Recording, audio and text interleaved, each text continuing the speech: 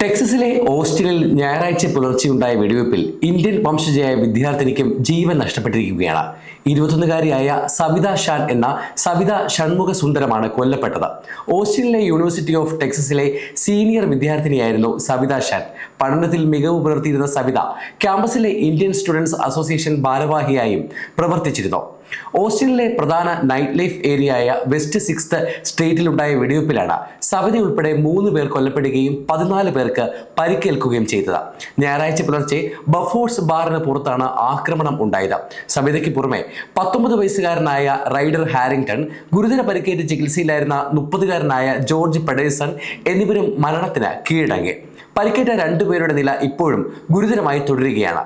സവിതയുടെ വേർപാടിൽ സർവകലാശാല president gym Davis അനുശോചനം രേഖപ്പെടുത്തി. സവിതയെ കൂടാതെ യൂണിവേഴ്സിറ്റിയിലെ മറ്റ് നിരവധി വിദ്യാർത്ഥികൾക്കും ആക്രമണത്തിൽ പരിക്കേറ്റതായും അദ്ദേഹം അറിയിച്ചു. ചിലരുടെ നില ഇപ്പോഴും അതീവ ഗുരുതരമായി തുടരുകയാണ്.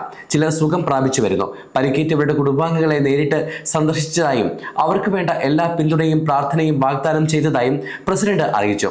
സവിത ഓസ്റ്റിൻ മാക്കോംസ് സ്കൂൾ ഓഫ് ബിസിനസ്സിലെ ഏറ്റവും മികച്ച വിദ്യാർത്ഥിനികളിൽ ഒരാളായിരുന്നുവെന്ന് അസിസ്റ്റന്റ് പ്രൊഫസറായ റസ് ഫിന്നി എക്സിൽ കുറിച്ചു. ഈ മെയ് മാസം ബിരുദം പൂർത്തിയാക്കി ഒരു പ്രമുഖ പ്രൊഫഷണൽ സർവീസ് സ്ഥാപനത്തിൽ തന്റെ ഔദ്യോഗിക ജീവിതം ആരംഭിക്കാനിരിക്കുകയായിരുന്നു അവൾ. ഓണേഴ്സോടുകൂടി 2 വർഷങ്ങളിൽ ബിരുദം നേടിയിരുന്ന അവൾ വിദ്യാർത്ഥിനി സംഘടനകളിൽ സജീവമായിരുന്നു. ക്ലാസ് മുറികളിലെ ഒരു തിളക്കമുള്ള സാന്നിധ്യമായിരുന്നു സവിത. അവളെ നഷ്ടപ്പെട്ടത് അങ്ങേയറ്റം ഹൃദയഭേദകമാണെന്നും അദ്ദേഹം പറഞ്ഞു. ടെക്സസിലെ ഫ്ലഗർവില്ലിൽ താമസിക്കുന്ന 53 വയസ്സുകാരനായ എൻഡിയാഗ ഡിയാഗ്നെയാണ് വെടിവെപ്പ് നടത്തിയത്. പ്രതി തന്റെ SUV കാറ് ബാറിന് ചുറ്റും പലതവണ ഓടിച്ച ശേഷം കാറ് നിർത്തി ചില്ല് താഴ്ത്തി ബാറിലുള്ളവർക്ക് നേരെ വെടിയുതിർക്കുകയായിരുന്നു. അതിനുശേഷം വാഹനം മാറ്റി പാർക്ക് ചെയ്ത് പുറത്തിറങ്ങിയ ഇയാൾ കാൽനട യാത്രക്കാർക്ക് നേരെയും വെടിവെച്ചു. ഒടുവിൽ സമീപത്തെ ജംഗ്ഷനിൽ വെച്ച് പോലീസ് സംഘം പ്രതിയെ വെടിവെച്ച് കൊലപ്പെടുത്തുകയായിരുന്നു. സെനഗലിൽ ജനിച്ച് അമേരിക്കൻ പൗരത്വം നേടിയ ആളാണ് പ്രതിയായ എൻഡിയാഗോ ഡിയാഗ്നെ.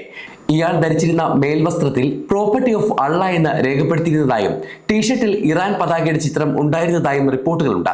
ഈ സാഹചര്യത്തിൽ സംഭവത്തിന് ഭീകരവാദ ബന്ധമുണ്ടോ എന്ന് FBI-യും ഓസ്റ്റിൻ പോലീസും സംയുക്തമായി അന്വേഷണം നടത്തിവരികയാണ്. US ഇറാൻ സംഘർഷങ്ങൾക്കിടെയാണ് ഈ വെടിവെപ്പ് ഉണ്ടായത്. ഈ സാഹചര്യത്തിൽ വെടിവെപ്പിന് ഇതുമായി ബന്ധമുണ്ടോ എന്ന് അന്വേഷണ ഉദ്യോഗസ്ഥർ പരിശോധിക്കുന്നുണ്ട്.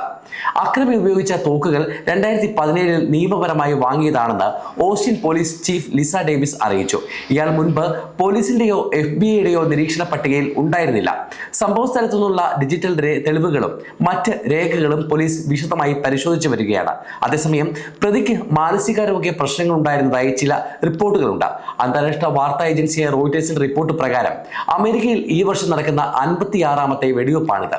കഴിഞ്ഞ വർഷം അമേരിക്കയിൽ ആകെ 407 വെടിവെപ്പുകൾ നടന്നതായാണ് കണക്കുകൾ വ്യക്തമാക്കുന്നത്. സമയം മലയാളം വാർത്തകൾ ഇനി ടൈംസ് ഓഫ് ഇന്ത്യ സൂപ്പർ ആപ്പിലും. ഇതിനായി പ്ലേ സ്റ്റോറിൽ നിന്നോ ആപ്പ് സ്റ്റോറിൽ നിന്നോ times of India app install ചെയ്യൂ. മലയാളം ഭാഷ തിരഞ്ഞെടുക്കൂ. വാർത്തകൾ ആസ്വദിക്കാം. എല്ലാം ഇനി സമയത്തിൽ.